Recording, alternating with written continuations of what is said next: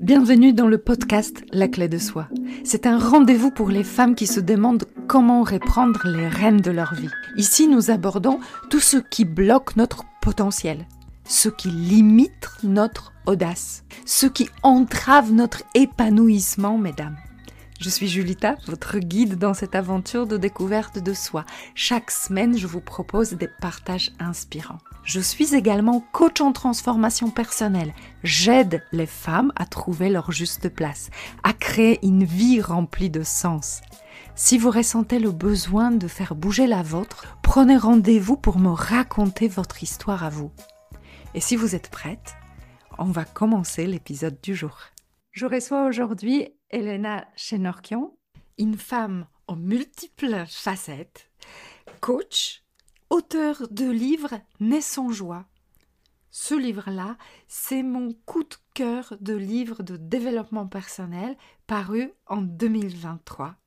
Et en plus de ça, une entrepreneure, vice-présidente d'un formidable réseau international de collaboration et de partage entrepreneurial. Ça s'appelle le réseautage en direct. Bonjour Elena, Bonjour Julita, comment merci pour vas-tu? l'invitation. Je vais très très bien. Je vais très très bien. Je suis très heureuse d'être là avec toi. Merci. Je suis très honorée de partager le micro avec toi. Ton livre Né sans joie est mon coup de cœur. Quand j'ai lu le texte sur la couverture, j'ai eu l'impression qu'il parlait de ma vie il y a quelques années et celle des femmes que j'accompagne aujourd'hui. Je vais citer le début de ce texte de la couverture pour que tout le monde comprenne de quoi nous allons parler. Chaque jour, des milliers de femmes se sentent bloquées dans leur vie. Elles rêvent de changer de carrière, de voyager, de perdre du poids, de trouver l'amour, etc. Mais quelque chose les retient. Peut-être est-ce la peur ou le manque de confiance en soi. Peut-être se sentent-elles dépassées par les responsabilités familiales ou professionnelles. Peut-être ont-elles simplement abandonné leurs rêves depuis longtemps. Mes amis, ce livre, il faut le lire. Déjà parce que l'histoire est magnifique et parce que la deuxième partie, c'est un recueil d'exercices de développement personnel qui est juste formidable. Merci beaucoup, Elena, pour ce livre. Merci à toi d'en avoir parlé aussi bien. Je suis très émue en fait d'entendre quelqu'un d'autre parler de mon livre. Ça a été une expérience folle et de t'entendre en parler comme ça, vraiment, c'est très très émouvant pour moi. Je te remercie. C'est avec grand plaisir. J'ai tenu vraiment à mettre à l'honneur ce livre parce qu'il est formidable et j'invite tout le monde à le retrouver. On peut le retrouver un peu partout, à la Oui, FNAC. Oui, alors là, oui, enfin, en Suisse en tout cas, j'ai une journée dédicace bientôt le 11 mai pour, donc à la FNAC de Vevey, pour les personnes peut-être qui nous écoutent de Suisse. Le 11 mai, je suis en dédicace de 14 heures à 17 heures. Et puis sinon, on le retrouve dans les grandes enseignes, on peut le commander simplement par Internet. On va pas spoiler tout ce qui est dans le livre parce que j'ai envie que les gens aillent le lire parce que il y a aussi le style qui est magnifique. Bravo pour l'écriture. Mais c'est surtout une histoire très intime, une histoire bouleversante et inspirante à la fois. Comment as-tu vécu la publication d'un témoignage aussi intime? Je pense que je suis passée un peu par tous les états. D'abord, je me suis dit, mais qui je suis pour écrire ça? En fait, c'est mon histoire, mais je dis, mais qui ça peut intéresser, mon histoire? Le titre entier du livre, c'est Né sans joie, le plus gros mensonge auquel j'ai cru, en sous-titre, parce qu'il ne faut pas que les auditeurs s'arrêtent sur le né sans joie, parce qu'on est bien d'accord, je ne suis pas née sans joie, c'est juste ce que j'ai cru pendant longtemps. Hmm. Effectivement, je raconte le pourquoi dans le livre. Au milieu de l'écriture, je me suis dit, je vais aller jusqu'au bout, mais ne le publierai pas. Ah, je comprends. Je me suis dit, Je me suis dit que si les personnes que je ne connais pas le lisent, ça ne me pose pas de problème. Au contraire, je pense que ça peut aider beaucoup de personnes. D'ailleurs, il est écrit au féminin. Je pensais n'aider que les femmes avec ce livre. Et en fait, les plus beaux témoignages sont les témoignages d'hommes qui ont des résultats incroyables avec les mises en œuvre d'auto-coaching de la deuxième partie. Et peut-être ils comprennent davantage leur compagne en ayant lu la première partie. Donc, en fait, j'ai vraiment eu des témoignages fantastiques de messieurs alors que le livre avait d'abord été écrit au féminin et pour les femmes. Et quand j'ai avancé dans la deuxième partie, euh, finalement, je me suis dit non, il faut que je le publie. Il faut que je le publie. Je me suis adressée à une personne qui m'a aidée, qui a fait toute la relecture pour l'orthographe, pour la mise en page, enfin pour toutes les choses techniques du livre. Une personne que j'ai rencontrée dans Réseautage en direct. Et quand on était toutes les deux face à face, mais par ordinateur. Elle me dit, voilà, tout est prêt, tu n'as plus qu'à cliquer sur le bouton publier. Alors, si tu as envie, sens-toi libre de citer la personne, hein, avec Oui, alors grand avec plaisir, plaisir. c'est Véronique Silbert, Silber, qui est une femme extraordinaire et dont le métier est justement d'aider les personnes à écrire leurs livres et à aller jusqu'au bout. C'est quand même un voyage qui est incroyable et on peut le faire tout seul, mais de le faire avec un guide, je pense qu'on y arrive plus vite Hmm. et on est sûr ouais, de voyager de la bonne façon, on va dire. Et Et voilà. donc, tu as décidé qu'il va paraître, et le jour où, où il Le jour sortait, J, le jour J, elle me dit, voilà, tout est prêt, on a tout téléchargé, tout est en ordre, il suffit de publier. Et là, j'entends une phrase, Elena, tu n'as plus qu'à cliquer sur le bouton. Mhm. Et un moment après, Elena, tu vois, c'est le bouton bleu en bas à droite.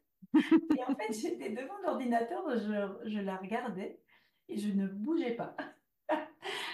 Finalement, j'ai quand même réussi à me réveiller. C'était comme si j'étais un peu dans une dimension parallèle où je voyais la scène, mais j'arrivais pas à bouger. Tellement, je crois, j'ai été envahie par la peur de me dire, mais les personnes qui me connaissent, mes voisins, ma famille, ma belle famille, mon ex-belle famille, mes enfants vont Hmm. avoir accès à ma mémoire, au lambeau de mémoire que j'ai mis dans le livre. Hmm. Et ça a été très compliqué. Finalement, je me suis dit que j'allais assumer Hmm.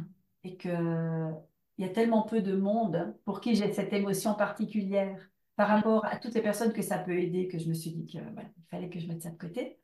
Donc, j'ai cliqué sur publier et là, deuxième angoisse, commence à compter les jours. Hmm. Combien de temps il faut pour qu'il soit en ligne? Combien de temps il faut pour que les premières personnes commandent et combien de temps il faut pour que les personnes le reçoivent? Hmm. Elle commence à le lire. Voilà, donc là, pendant quelques jours, ça a été une attente très longue. Et finalement, depuis que le livre a été publié, au début, les personnes m'ont fait leur retour sur l'objet, le livre, la couverture, la mise en Hmm. page. Après, sur, comme tu le disais, sur le style. On m'a fait des compliments, c'était très très chouette. Mais en fait, c'était pas ça que j'avais besoin pour être sûre que j'avais fait le bon choix. Hmm. Pour moi, ce dont j'avais besoin, c'était que les personnes fassent les mises en œuvre, fassent les exercices, en retirent un bénéfice. Et c'était ce témoignage-là que je voulais avoir. Et Hmm. ces témoignages-là sont arrivés à peu près 2 mois après donc en automne, hein. Le livre a été publié Hmm. en août. Et c'est à ce moment-là que je me suis dit, j'ai bien fait, parce que les personnes ont des résultats. Les personnes qui ont fait les exercices, bien sûr, ceux qui ont lu ça comme un roman, et puis qui le mettent dans la bibliothèque, qui ne s'en servent pas comme un outil de travail, ils vont pas avoir de résultats, ils vont juste connaître une partie de ma vie, quelques astuces qu'ils vont peut-être mettre en pratique, mais si ça n'est pas engrammé, tout ça, on n'a Hmm. pas les mêmes résultats, on est bien d'accord. C'est vraiment un parcours initiatique très précieux avec des exercices qui s'apprêtent parfaitement bien sur un auto-travail. C'est vraiment une grande qualité de choix d'exercices, de manière de les amener, de les expliquer. Je tire vraiment mon chapeau pour cette partie-là. Merci beaucoup. J'ai essayé de vulgariser au maximum des exercices. Alors, les exercices sont simples, mais ils sont très, très puissants. On travaille vraiment en profondeur si on veut aller Mm, chercher jusque-là. Maintenant, je sais qu'en auto-coaching, très souvent, quand ça commence à piquer, quand ça commence à mm, faire mal, les personnes ont peut-être de la peine à le faire seules.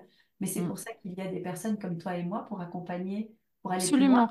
Et Mais je par pense que contre, l'intelligence, elle vient de là, c'est-à-dire l'exercice, il est suffisamment pertinent, il est accessible et il donne une initiation à ce travail qui ne peut pas être non plus beaucoup plus profond en autonomie. Ça reste une les personnes initiation. qui ont déjà fait un parcours de développement personnel arriveront probablement à aller plus profondément qu'une personne qui débute. Maintenant, une personne qui débute peut faire tous les exercices parce que ce sont des exercices vraiment simples. Et j'aime à dire que ce sont des exercices que l'on peut faire et refaire parce que la première fois, on va enlever une première couche. La deuxième fois qu'on refait l'exercice, peut-être 3 mois plus tard, on va pouvoir aller plus loin et Mm, ainsi de suite jusqu'à vraiment aller creuser par soi-même. Maintenant, si en creusant, on tombe sur des petites choses, ça va. Si en creusant, on tombe sur des choses plus importantes, on tombe sur des traumas, à ce moment-là, il faut bien entendu se faire aider par un professionnel pour être en guidance, être voilà, ne pas ne pas explorer un traumatisme tout seul, parce mm, on peut réveiller des choses. En fait, on ne s'y attend pas. D'ailleurs, si on lit la première partie, on comprend bien que quand on réveille certains traumas, il peut se passer des choses incroyables dans une vie. Donc, de faire attention à ça, c'est aussi important. C'est d'ailleurs dit dans le livre à plusieurs reprises que si ça devient trop difficile, il faut trouver un bon thérapeute en qui on a confiance et mm. confier ce travail-là de suivi et d'accompagnement à quelqu'un d'autre, à un professionnel. Merci pour ces précisions. Dans ce livre, moi, ce que j'ai beaucoup aimé, c'est que, comme je disais, ça reste intime, bouleversant, et en même temps, on ressent beaucoup de pudeur. C'est-à-dire, tu dis à un moment donné que tu vas pas t'étaler sur cette partie de la vie parce que ça deviendrait un peu du voyeurisme, et tu as très, très bien su garder cette limite de dire suffisamment pour qu'on comprenne le parcours sans aller dans un déballage. Voilà, le but, c'est pas. Alors, déjà, ce n'est pas une autobiographie. Il n'y a pas toute ma vie dans le livre. Bon, il faudrait une bibliothèque entière. Mais, il n'y a pas toute ma vie dans le livre. Il n'y a pas non plus les épisodes les plus durs de ma vie, parce que ces épisodes-là, je les ai vécus au travers peut-être de personnes qui me sont proches.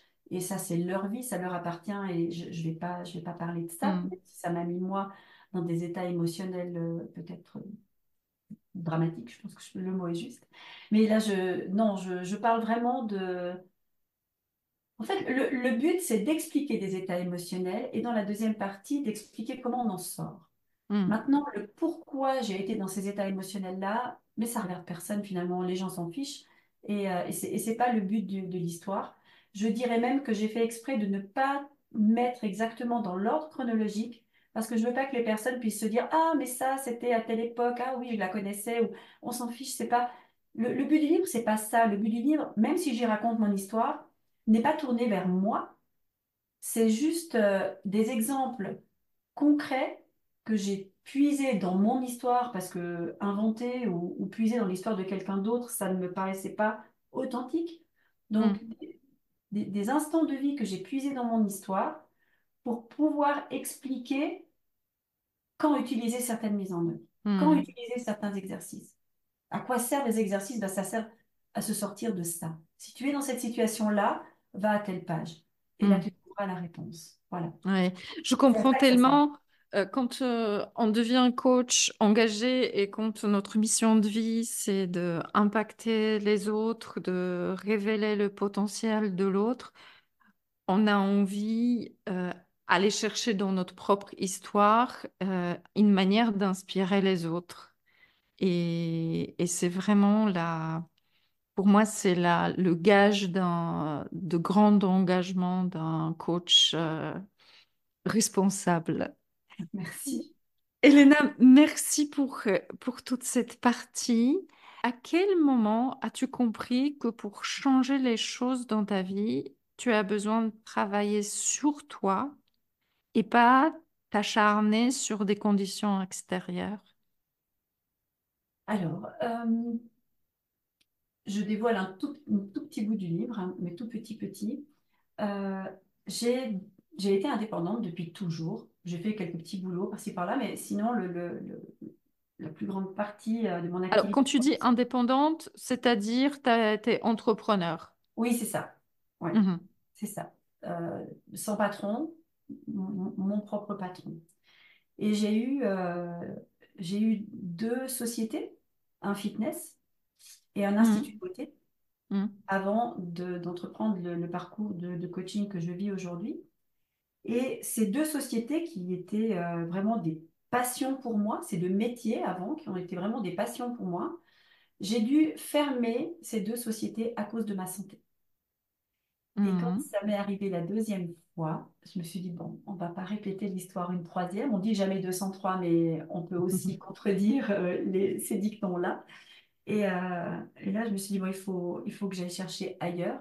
J'avais l'impression d'être la mouche qui tape contre la vitre, en fait, et qui obtient toujours le même résultat.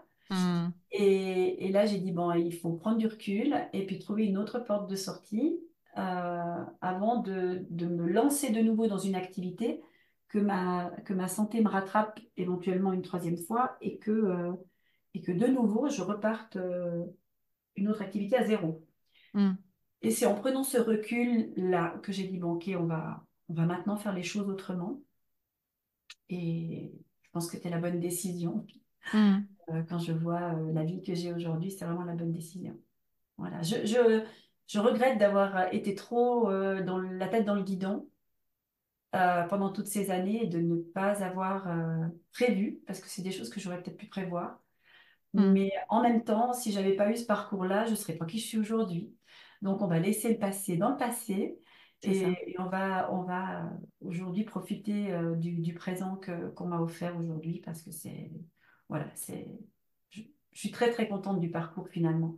Même si Mhm. effectivement, j'ai dû laisser derrière moi deux passions, mais ce que je vis aujourd'hui, ça valait bien la peine d'arriver à ça. Merci. Et là, j'ai envie de dire à tous ceux qui nous écoutent que votre corps vous parle.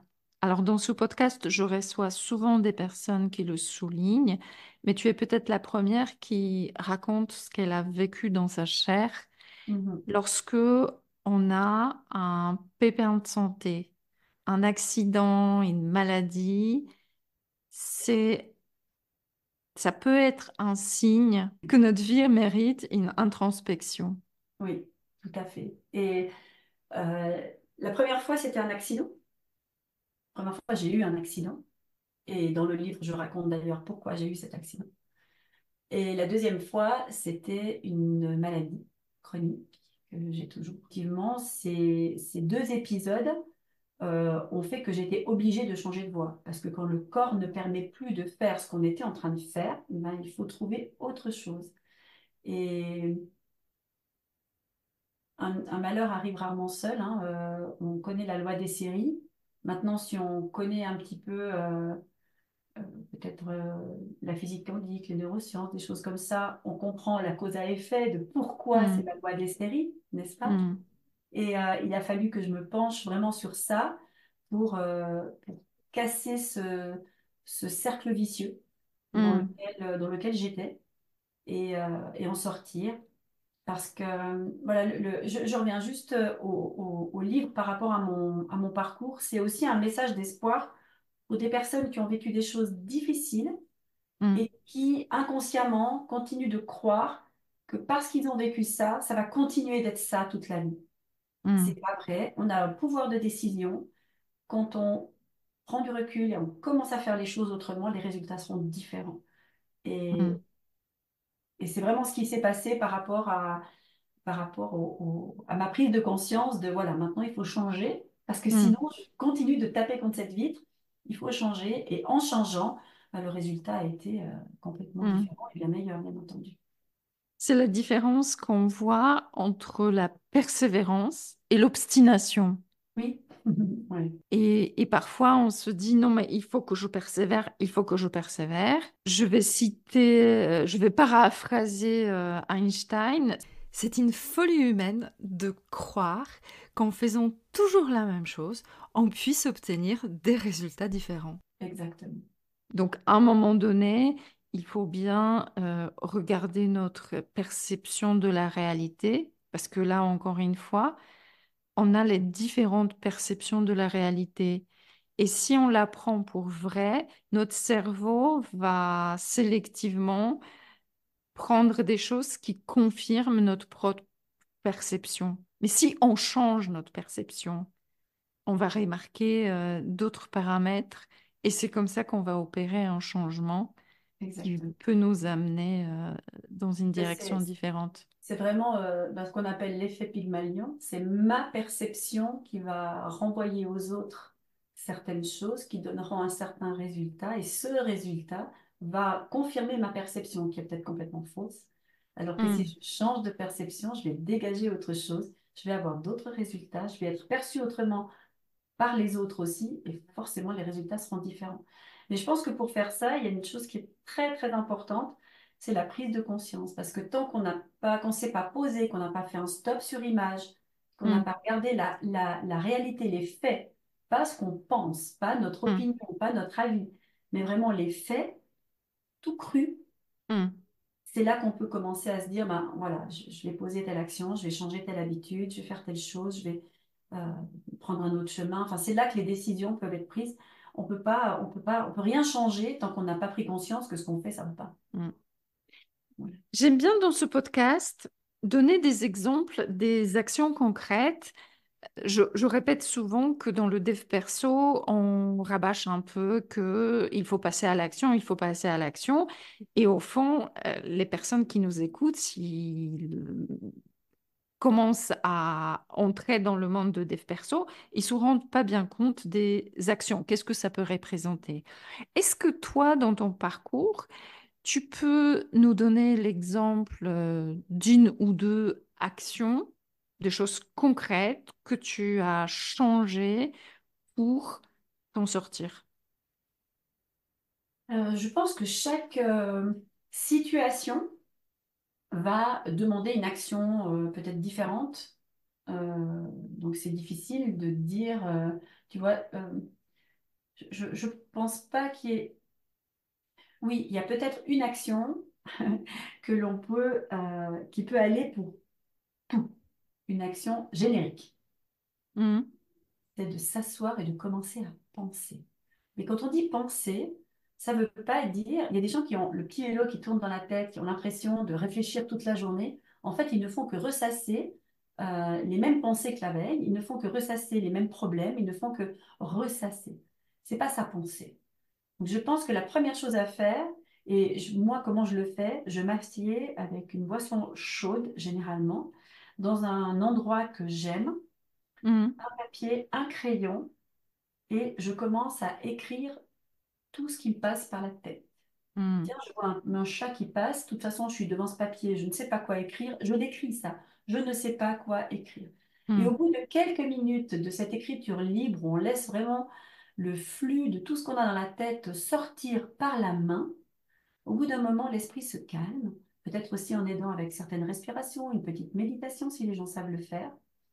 Euh, et ensuite, on commence à penser. mhm, Et de pouvoir canaliser ça, de le sortir sur papier, ça nous donne un point de départ. Euh, une chose intéressante aussi, c'est d'écrire les faits, les mhm, écrire. Quand mhm, on est devant un problème, on dit, bon, il faut que je change, mais il faut que je change quoi? Il faut que je passe à l'action comment? Eh bien, écris déjà les faits. Comment c'est? Tout ce qui va pas, tout ce qui va bien. Et c'est seulement mhm, quand on l'a devant les yeux que le cerveau peut vraiment euh, voir les choses, commencer à réfléchir, à établir un plan d'action mhm, et après dire, OK, il y a telles actions à faire. OK. Et commencer toujours par le plus des 4 P, hein, le plus petit pas possible. mhm, Euh, et là, on arrive à entrevoir déjà le bout du chemin, le premier échelon. mm, Parce que si, quand on est devant un problème, on veut déjà être tout en haut de l'échelle, on n'arrivera jamais à faire le premier pas. mm, C'est impossible. Si en plus, on ne s'est même pas posé la question de savoir, mais quel est vraiment le problème? C'est quoi les faits euh, pour pouvoir trouver dans quelle direction je veux aller? Ben, c'est juste impossible de faire le premier pas. mm, Quand on a tout ça posé correctement, noir sur blanc, qu'on a fait le tri, ça, je peux pas le changer parce que c'est la vie qui est comme ça. Ok. Ça, c'est de mon ressort. Ça, c'est du ressort de quelqu'un d'autre. Donc, ça sert à rien que j'y perde du temps. Et quand j'arrive à trier tout ce qui est de mon ressort et de mm, voir dans cette partie-là, quelle est ma part de responsabilité? Responsabilité, ça ne veut pas dire c'est de ma faute. Ça veut dire quelle réponse est-ce que moi je peux trouver à ce mm, problème-là ou à cette mm, situation-là. Parce que parfois on appelle problème quelque chose qui en vrai, un problème que pour moi, c'est pas un vrai problème. C'est un problème existentiel. C'est pas un vrai problème. C'est juste moi je le perçois comme un problème.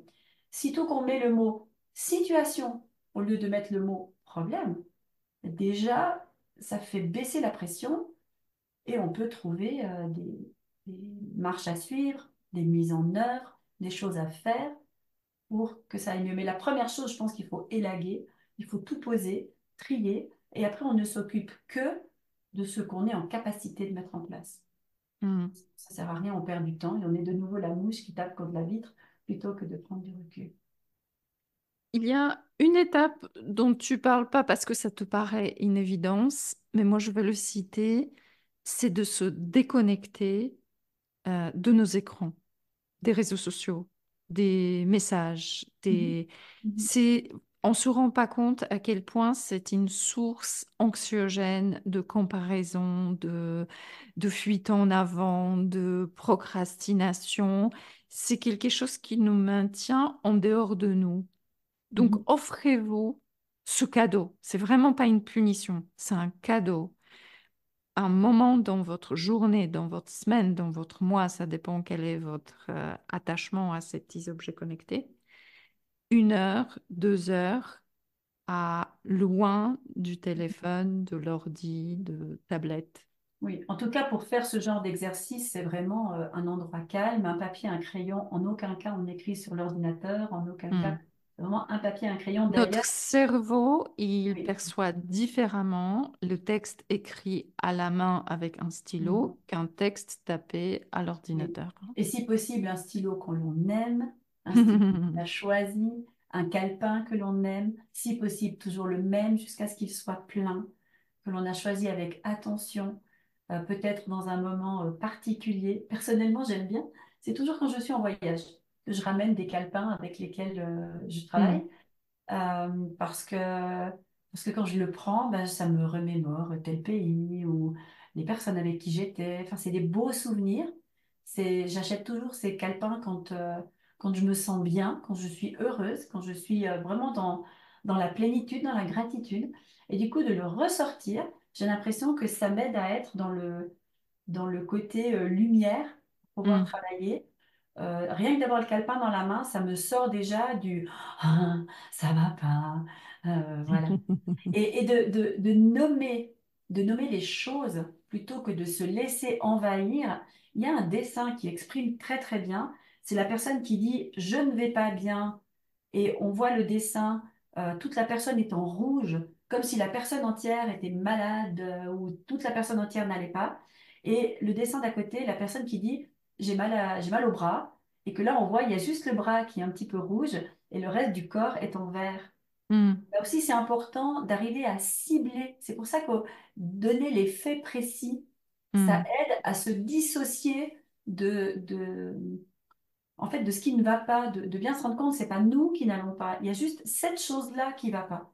Et hmm, déjà, ça apaise l'esprit et on a une autre clarté pour pouvoir trouver des solutions. Pour toutes les personnes qui ont des... Moi, j'ai des douleurs chroniques depuis maintenant des années, je compte plus, je crois que je suis à 12 ou 13 ans. Des douleurs chroniques et très fortes. Et avant, quand on me disait ça va, je répondais non, j'ai mal. hmm, Et c'est vrai que j'avais mal. J'ai toujours mal. Mais maintenant, quand on me dit ça va, je dis oui, je vais bien. Puis on me dit, et puis tes mains? Je dis, bah, écoute, aujourd'hui, c'est marrant, ça brûle plus qu'hier, ou ça brûle moins qu'hier, ou ça tire, ou... mais je donne une mm, description. Donc, je n'appelle plus ça une douleur.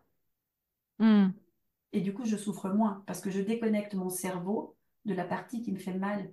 Tandis qu'avant, je n'étais qu'une grosse douleur, tout mon corps, parce que tout mon cerveau était pris par mm, ça. En arrivant à dissocier, alors je dis pas que j'ai plus mal, hein, et je dis pas aux gens qui souffrent que vous n'allez plus souffrir, c'est pas ça. Mais déjà, si on arrive à mettre dans une seule partie ce qui ne va pas, eh ben, ça arrête de polluer tout le reste. Et ça nous laisse mm, une partie du cerveau pour être heureux, pour vivre de la joie, pour être en connexion avec les autres sans être tout le temps pollué par nos soucis, nos angoisses, nos peurs, nos douleurs, nos mm, traumas. On a le droit de mettre même un gros trauma dans une boîte, mm, d'y retourner, y travailler pour s'en défaire quand c'est le bon moment de le faire, mais le mm, reste du temps, de lui demander maintenant, tu restes bien sage là, jusqu'à la prochaine fois que je viens m'occuper de toi, parce que moi j'ai une vie à vivre mm. dehors de ce qui s'est passé. Ouais, Voilà. je vois.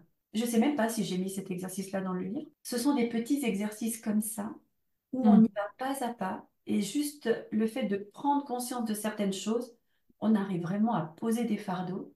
Ça ne veut pas mm. dire qu'ils n'existent plus, mais ça veut dire en tout cas qu'on n'est pas obligé de les avoir sur notre dos 7 sur 7 toute l'année, quoi. On n'est pas obligé de ça. Très, très belle leçon et très beau message.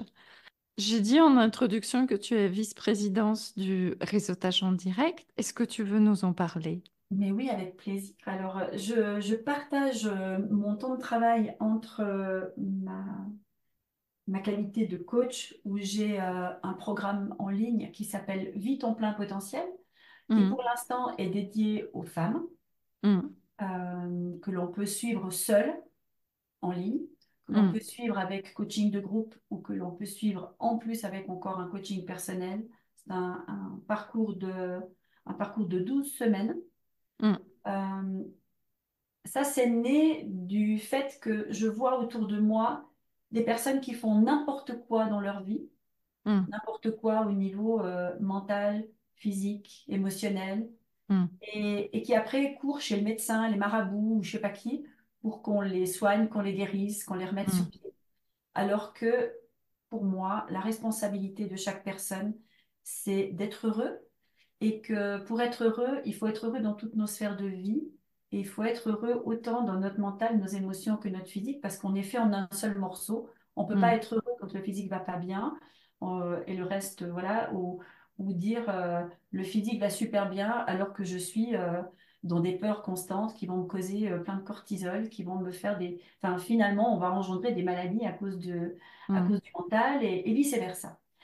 Euh, Forte aussi de mon expérience de prof de sport, de mental coach mm, sportive, de tout ce que j'ai fait en sport et en esthétique, sur l'alimentation, sur enfin plein de choses, eh bien, j'ai mis dans ce programme de quoi apprendre à gérer son physique, son mental et ses émotions pour trouver le bon équilibre et vivre le plus longtemps possible en bonne santé. mm, Voilà, et ça me touche de partager ça parce que moi, j'ai commencé à avoir des problèmes de santé autour des 45 ans.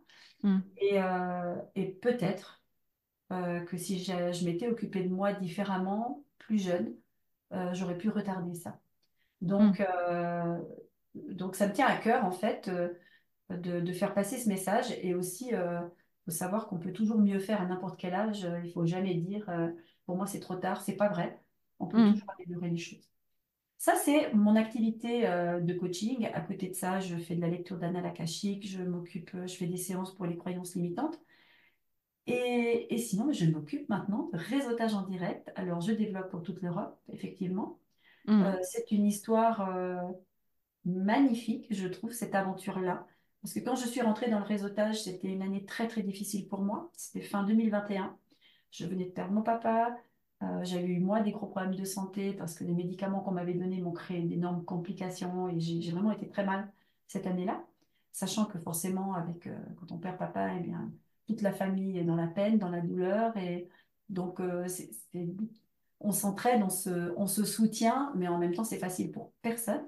Mm. Et du coup, ça a vraiment été une année très difficile. Et je rentre dans ce réseautage euh, en me disant, bah, je vais pouvoir rencontrer des personnes, créer du lien, et puis peut-être avoir plus de clients pour mes coachings, rendre service à quelque chose, enfin, on verra. Mm. Et en fait, en quelques semaines, euh, Mm. le fait de côtoyer ces personnes, le fait de les côtoyer régulièrement dans la semaine, l'énergie, la bienveillance, le fait de pouvoir partager, parce que j'habite une ferme, j'adore d'ailleurs, mais je suis quand même seule. Le solopreneur, il est quand même tout seul. Et de pouvoir partager avec tous ces entrepreneurs, euh, autant nos joies, nos wins, que nos peines, que nos doutes, que euh, nos questions même techniques. Mm. Comment tu as fait ça? Moi, je voudrais faire ça. J'ai tel projet. Qui c'est qui est déjà passé par là? Bref, Mm. toutes ces personnes, mais en quelques semaines, ma vie a changé. Et comme Oui, moi, j'étais mieux, moi, je suis revenue dans une énergie positive, eh bien, ma famille a été mieux, ma maman a été mieux, tout le monde a été mieux. Moi, ça m'a vraiment changé la vie. Et en créant du lien avec autant de monde, eh bien, bah forcément, mon activité de coaching, bah, je me suis fait recommander. Il y a des gens qui viennent vers moi sans que j'aille les chercher. mm, Donc, c'est un gain de temps sur la prospection. Et c'est aussi des personnes qui viennent vers moi en croyant déjà en moi. Donc, mm, tout est plus fluide et tout est plus facile. Donc, voilà. En plus, quand je suis rentrée dans le réseautage en direct, donc j'habite en Suisse, la Suisse n'était pas ouverte. Et je trouvais bien dommage, moi qui aime les gens, de ne pas pouvoir réseauter en présentiel et puis faire un after-work et voir les gens en vrai. mm, Du coup, j'ai ouvert la Suisse et maintenant, ben, je me balade dans les réseautages Suisse, France. mm. Et on va ouvrir, là, on est en train d'ouvrir la langue italienne. On a la langue espagnole aussi, la langue anglaise. Et enfin, c'est une aventure humaine d'abord Mm. qui, moi, j'encourage mais tous les indépendants qui nous écoutent à venir tester une fois, à prendre contact avec toi. Je Mm. suis pour venir tester une fois ce réseautage. Et d'ailleurs, mais je remercie le réseautage parce que c'est grâce à ça qu'on s'est rencontrés. C'est Et c'est vrai. grâce à ça qu'on est là aujourd'hui, toi et moi, pour ce podcast. C'est Voilà. vrai, et tu es quelqu'un rayonnant dans ce réseau, inspirant, et moi j'ai adoré cette rencontre-là. Et effectivement, juste pour les personnes qui se demandent comment ils pourraient profiter de se joindre au réseautage, je précise juste que c'est des rencontres la plupart du temps sur Zoom, donc à distance. Et après, une fois qu'on est rentré, il y a des rencontres en présentiel. Nous, on s'est vus, c'est Non, c'est bien toute encore. énergie qui Oui, dégage. On s'est vu une fois à Lyon, une fois à Toulouse, à Toulouse, c'est ça. et des rencontres vraiment magnifiques. Et donc, tu t'épanouis en tant que dirigeante aujourd'hui dans ce réseau? Oui. Alors, euh, le mot dirigeante me fait un peu rire parce que moi, je suis plutôt un petit clown, je pense, quand je suis dans les réseautages. Je suis pas là pour diriger. Par contre, je suis là pour animer, pour encourager, euh, comment dire, pour donner l'impulsion à quelqu'un qui voudrait, par exemple, ouvrir un présentiel, l'accompagner jusqu'à ce que le présentiel tourne. Euh, pour quelqu'un qui, voilà, moi, je donne beaucoup de formations dans le réseautage. Euh, Alors, je dirais que peut-être plus que tu diriges, tu fédères. Ah, alors, ça, je préfère, oui, Tu effectivement, préfères. parce que c'est vrai que je ne me sens pas du tout l'âme d'une dirigeante, mais par contre, voilà, j'aime accompagner, j'aime former. Hmm, Euh, je pense que je n'ai jamais fait autant de coaching que depuis quand je suis dans le réseautage, parce que quand hmm. je rencontre quelqu'un euh, bah, qui a besoin d'un petit coup de pouce, on se met une demi-heure, la personne ne se rend même pas compte, elle pense que c'est une discussion, et en fait, Tu coaches et en fait, en je coach, mais incognito. oui, et j'adore ça parce qu'elle repart avec elle repart avec des solutions qu'évidemment elle a trouvées toute seule parce qu'un bon coach ne donne jamais de solution. Hmm. Le coach va questionner, va faire surgir des choses chez la personne pour qu'elle trouve ses réponses toute seule. Et la personne, en partant, elle me dit, Oh, c'est trop génial, en discutant avec toi, j'ai trouvé plein. plein de solutions. Et c'est extraordinaire. Et du coup, je passe des journées absolument intéressantes et très intenses. Et j'adore ça. En tout cas, merci beaucoup dans ton actualité très intense de trouver du temps pour partager avec nous. Mais c'est un plaisir. Un grand honneur pour moi de t'avoir accueilli ici et d'échanger. Je rappelle que tu es auteur de livre Naissance en joie, le plus grand mensonge auquel j'ai cru. Tu seras en séance de dédicace.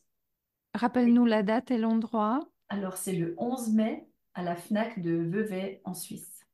Et tous ceux qui ne peuvent pas s'y rendre, vous pouvez acheter le livre soit dans votre librairie, soit sur Internet. Merci beaucoup pour votre écoute. Merci Elena. Mais merci à toi et plein de bons vœux pour toutes les personnes qui nous ont écoutés. Suivez votre intuition, écoutez-vous et allez jusqu'au bout. Un grand merci pour avoir écouté cet épisode de La Clé de Soi. Je vous invite à découvrir d'autres partages et d'autres personnalités dans les différents épisodes de ce podcast. Vous les trouverez bien évidemment sur votre plateforme d'écoute préférée. N'oubliez pas de liker, commenter, partager sans modération afin de faire résonner la voix de ces personnes inspirantes. Votre soutien est ma clé pour inspirer davantage de vie. Grand merci à vous.